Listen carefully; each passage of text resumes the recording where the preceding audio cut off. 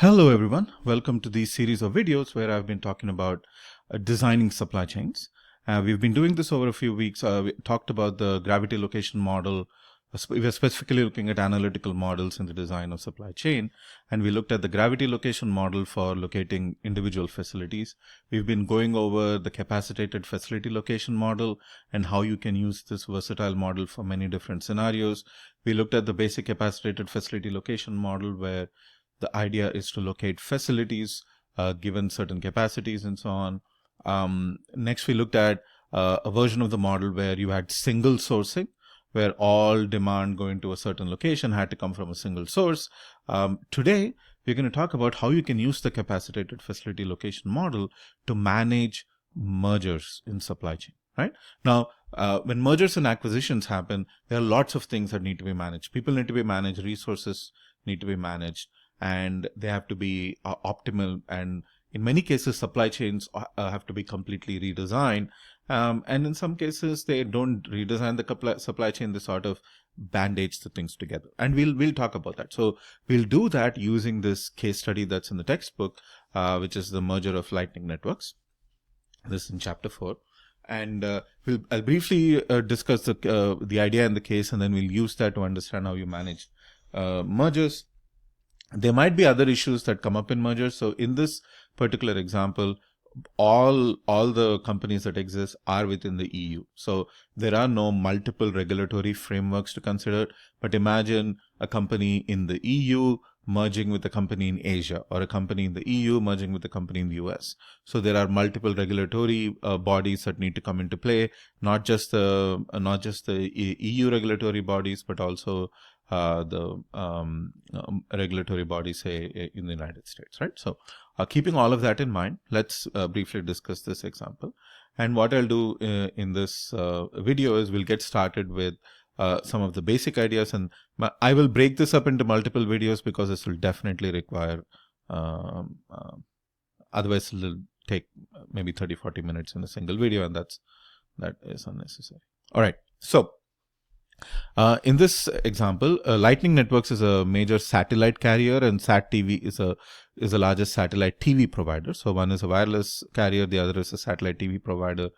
I did say satellite carrier, it's a wireless carrier. I'm sorry. So wireless carrier and a TV provider. So a phone network and a TV network, they have merged together after getting approval from the EU, and they completed a $50 billion merger in 2024. Now, analysts had warned that the problem with synergies of the merger, but you know what? In a lot of these cases, companies, when they go through mergers and acquisitions, they usually hire outside consultants who are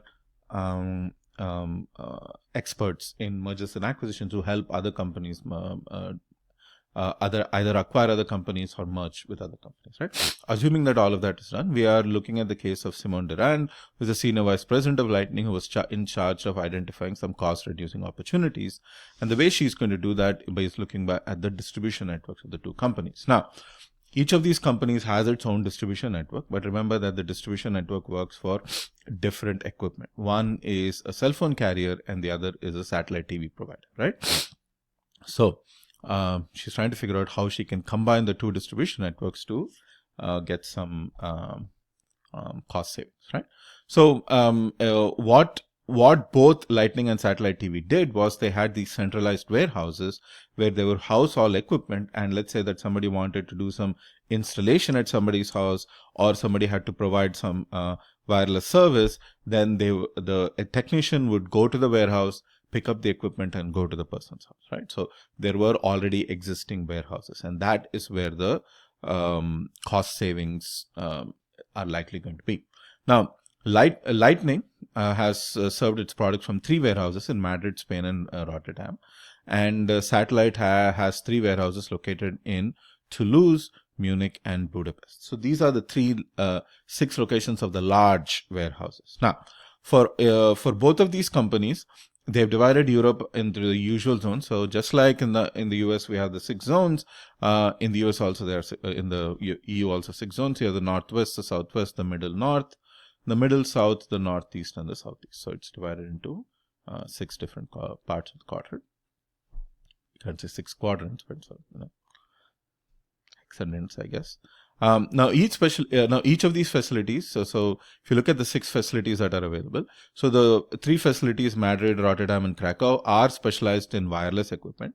They have a capacity of 370 given capacity and have a fixed cost values here. Now Toulouse, Munich and Budapest similarly are specializing in wireless, and they have a certain capacity and a certain fixed cost to run them, right? Okay, now the variable cost. Now we will assume that the variable cost of shipping is the same, whether you are shipping wireless units or you're shipping satellite units. It doesn't matter which it is, the variable cost to ship is the same from each of the 6 locations to the different regions within the EU, right? So what are the network options? So Simone is considering some short-term and some long-term network options. In the short term, she has to decide whether to make all warehouses flexible or not, right? So as it stands right now, there are 3 warehouses that only do wireless, 3 warehouses that only do satellite. And so that is the existing supply chain. So whenever mergers happen, one of the first thing that you do is you evaluate the existing supply chain. How is the current supply chain working? Now, once that is done, then you look at the other options that are available. Now, the first option is to make the warehouses flexible, which means that all 6 warehouses will supply both wireless and will house both wireless and satellite units, not just wireless units or satellite units based upon their specialization. But remember that the capacity is not changing. In the current network, Madrid, which usually houses wireless units, has a capacity of 370,000, and all 370,000 is used to house wireless units only, right? But if you make the warehouses all flexible, which means that they can house both wireless and satellite, this 370,000 unit capacity has to be used for both wireless and satellite units. So just keep that in mind. And also the important thing to remember is that if you do make the warehouses flexible, then there is an added cost of 200,000 euros, because now you need equipment to handle 2 different types of materials, right? So there's a higher investment cost. Okay. Now, in the longer term, Simone has to decide whether or not to restructure the complete distribution network. She has to choose whether to open or close some of the warehouses, or double the capacity of some of the warehouses. So you have the option of keeping the warehouses as they are, leaving them open, or doubling their capacity. So those are the 3 options that are available. And doubling the capacity would add 80% to the annual fixed cost. So given a certain fixed cost, say for example 600,000, you first of all, if you make them flexible, it becomes 800,000 is the fixed cost, because you're adding 200,000. And then if you also double the capacity from 800,000, you are adding 80% of that. So that's another 640,000. So that'll be about 1,040,000. That's 1,080,000. That's the idea there. All right. So now, importantly, closing the warehouse also will incur some cost. Even though you're closing the warehouse, you likely have long-term contracts that you've signed for it. So you can save on 80% of the annual fixed cost of the warehouse. So you'll still be charged 20% of the cost of the warehouse, whether or not you keep the warehouse open. All right. So just keep that in mind. Okay, so now let's look at the questions that we had answered. So, what is the annual cost of the Lightning network cost if Lightning uses the current network without any changes optimally to meet the European demand, right? So we will go over this. It's close to 10 minutes now. Yeah. So what I'll do is I'll go over the setup of this as much as I can, and then I will finish part 1 in this video. Then for the other parts, I'll make other videos. All right. So let's begin with part 1. Now I don't want this video to be longer than 20 minutes, but I'll try to make sure that I hit all the important notes. Now, unlike the capacitated facility location models that we did, this model is technically not a facility location model, right? Because you have already located the facility. All you're trying to figure out is how to optimally serve your customers from the existing locations that you already have, right? So this is a kind of network model called the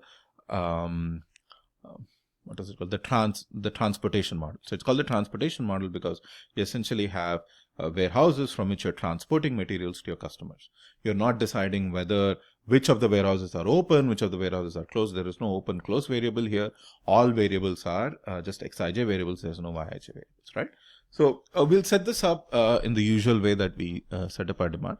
Now the only difference here is, remember that we have two sets of materials, two different types of products that we are selling. So when we set up our variables, the Xij variables, which represent the number of units that get transported from the supply locations to the demand locations, you will need two different sets, one for satellite and one for wireless. Now there are two ways of going about this.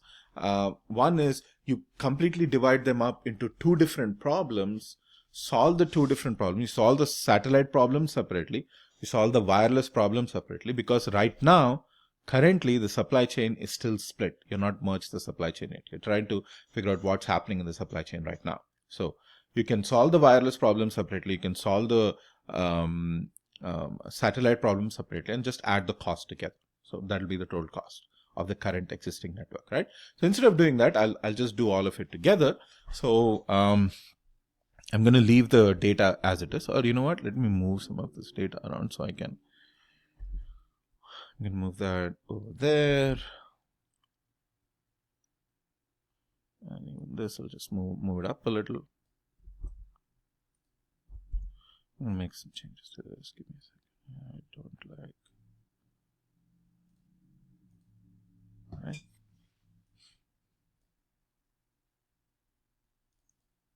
All right. Okay. Good. This I can bring down. Okay. All right. So we've got this. Now let's set it up. So remember that when you set up these problems as linear programming problems, there are three important things to remember. Where do you set up the objective function? Where do you set up the decision variables? And of course the constraints that we have, right? So let's begin with the objective. Let's begin with the location for the location for the variables. So I'm going to make a copy of this. So first we will need two copies of this. The reason we'll need two copies of this is we need one for wireless and one for satellite, right?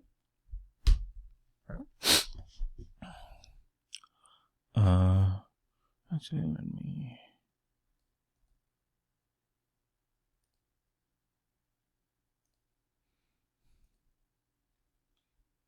Just so that. So the top three are wireless, Madrid, Rotterdam, Krakow. The bottom three are satellite. I'll just have that here so that.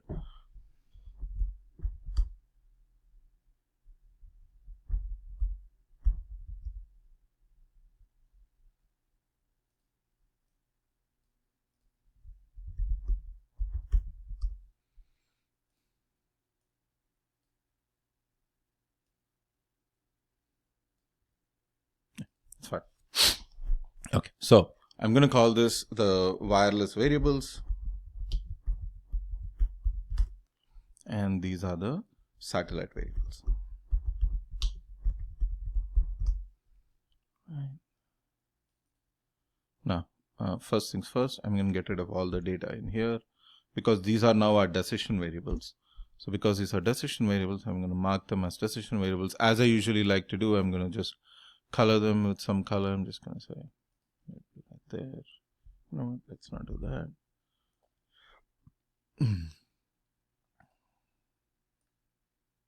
So this is wireless. Yeah, why not a different color, right? Okay. This is wireless and this is the satellite variables, right? So this is where the final solution. So this is where we will know how many units of how many wireless units are transported from Madrid to the northwest, southwest, middle north, middle south, and northeast and southeast. Now, the important thing to realize here is that obviously Toulouse, Munich, and Budapest are not going to transport any wireless materials. All of this is going to be zero. We are in fact not going to include them in the final solution at all. And the same goes for Madrid, Rotterdam, and Krakow when you're doing the satellite part, right? Because right now we haven't merged the supply chains together. The reason I have this here is that so I can copy this around when we do merge them together. So that I have that all in a single place. Now let's say, let's calculate the total cost, right? And then we'll set up spaces for the supply and the demand constraints, right? Let's first do the total cost. So the total cost in this case, like I said, in this case, the total cost is just simply the cost of transportation. That is all we are doing. This is the cost of transportation. No, obviously we also have the fixed cost values, but here we don't have to decide whether to open or close the open or close the facilities. We are going to incur all the fixed costs because we are keeping all of the facilities open. So when I write the total cost is just going to be, first I'm just going to sum all the fixed cost values, because like I said, we are keeping all the facilities open. We are keeping them open just as they are. So we are going to incur all the fixed costs. So there is no variable here. It's just a lump sum fixed cost that we are incurring, plus now the variable cost values. So we will say sum product, right, of all the number of units that are transported from Madrid, Rotterdam and Krakow. These are all the units that are transported from Madrid, Rotterdam and Krakow. Remember, the reason I'm only choosing the top 3 is because we are now just looking at the wireless portion, right? And now we haven't merged the networks yet. So all the wireless units that are transported from Madrid, Rotterdam and Krakow to all the different demand locations, right, comma, the corresponding transportation costs, right? So top 3 and the top 3. This is for the wireless portion, right? And then we will add this for the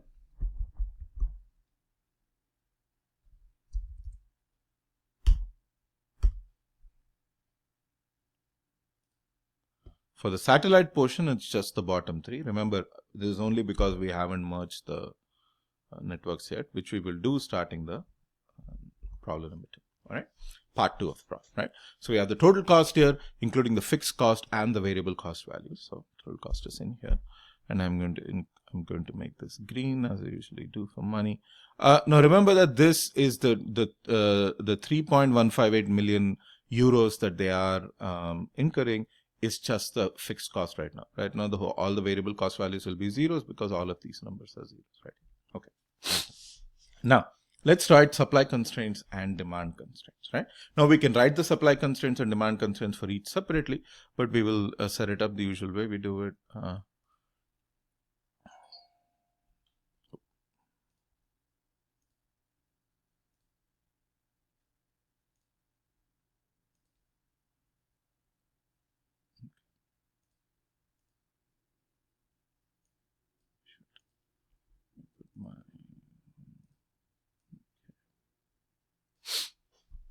All right. First, let's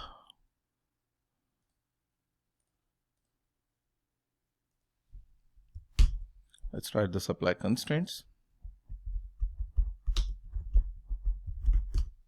Right. So the supply constraints, this is going to be amount supplied and capacity.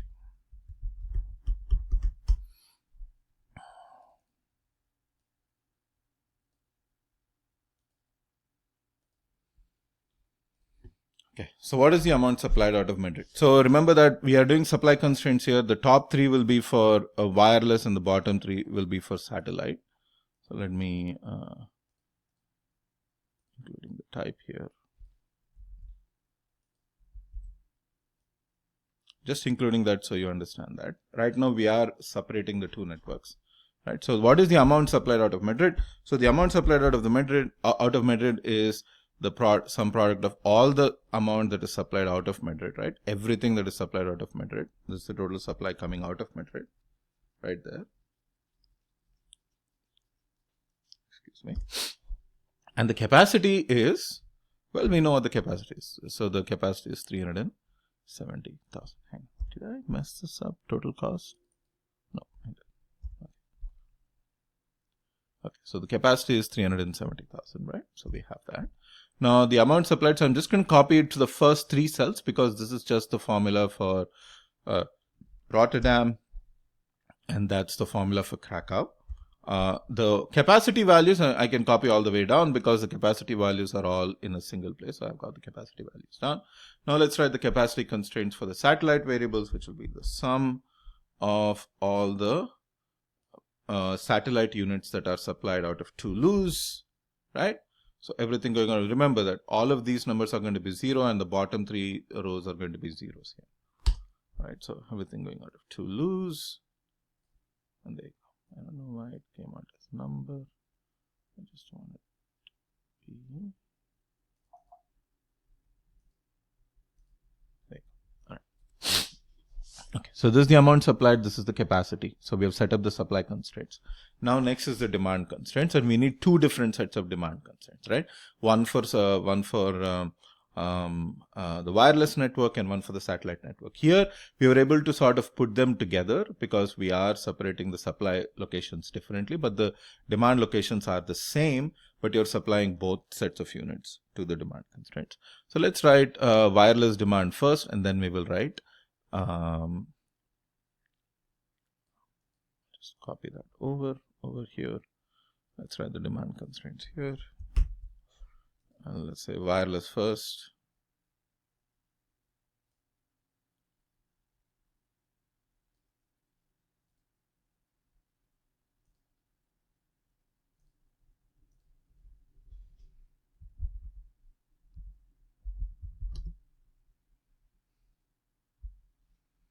Okay, let's not do that. Let's say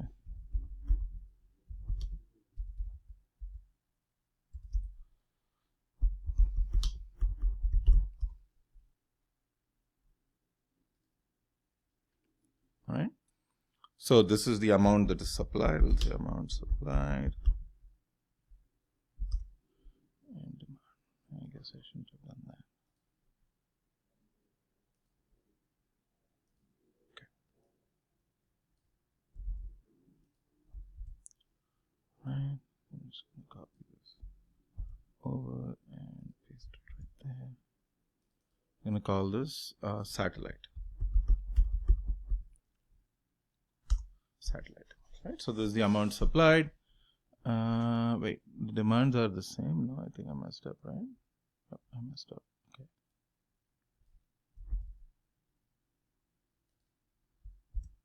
That's the demand for satellite. Okay. So demand for satellite. This thing looks so weird.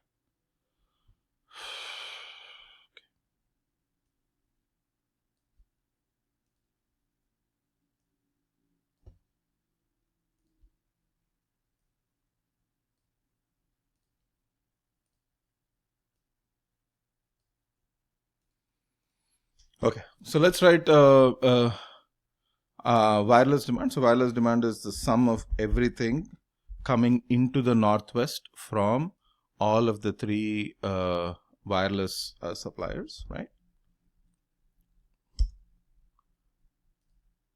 Just gonna copy that over. All right, and the same goes for the satellite. So it's a sum of all supply coming from the three satellite only suppliers, right?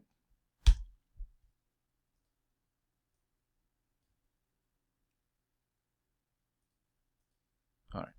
Okay. So there you go. So we have the demand constraints for the two wireless and satellite setup. We have the supply constraints. We have the decision variables. We have the objective function.